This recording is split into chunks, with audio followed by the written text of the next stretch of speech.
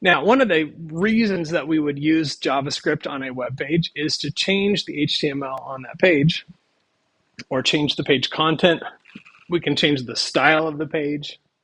We're going to start really simple with how to change page content using JavaScript. And this is really how we create interactive web pages. So we want to use our JavaScript to change the page HTML. So we're going to use this code here, and you can see this is the default text for that heading. And if I look here, we can see there's the heading right here, and I've assigned an ID of my heading to that heading. And so let me get rid of some of these things here because we won't need that script anymore. So I've got an empty set of script tags here, and it's ready for me to add some page content. So there's really two steps that I'd like you to use when we're changing page content. And you could do this in one line, but I think it's easier to sort of wrap your mind around what's going on here if we do two steps. So the first step is to identify the element to be changed. In this case, I'm going to create a variable using let. Now I could use const here, but I'm going to use let just to leave it more open in case I wanted to change the variable later. So let heading equals, and then I'm going to use document. Remember the document object model, so we're starting at that root level, document.getElementById.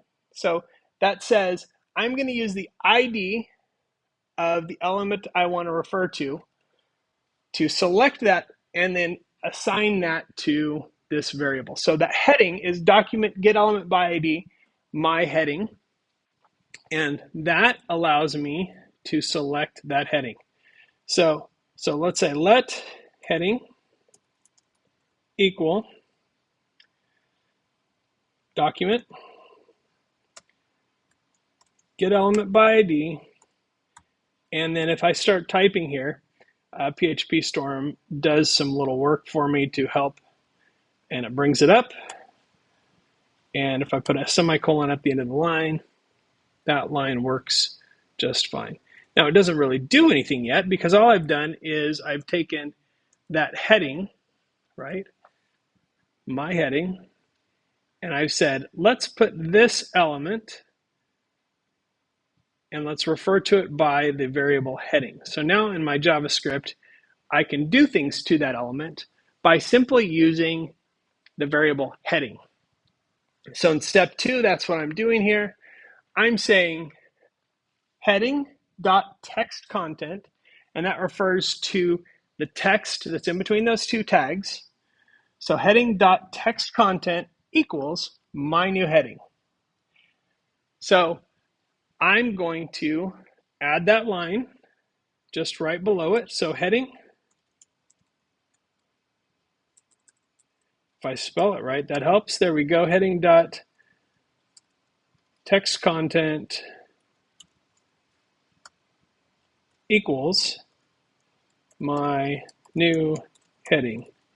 Now remember, this line already exists in the document. What's going to happen is as soon as this script is loaded into the web page, it is immediately going to execute and change the heading from this is the page body to my new heading. So as soon as the page loads, you can see it says my new heading. Now here's the interesting thing. If I look at the page source, it still says this is the page body, because what's happening is it is changing that to my new heading right away. Okay, so it's changed immediately. Now, a lot of times that doesn't make sense because why would we have it? Why would we have the other text there to begin with? Typically, what happens is we want to wait for the user to do something on the page, and then we want to change that text. So let's take a look at how we can do that in the next section.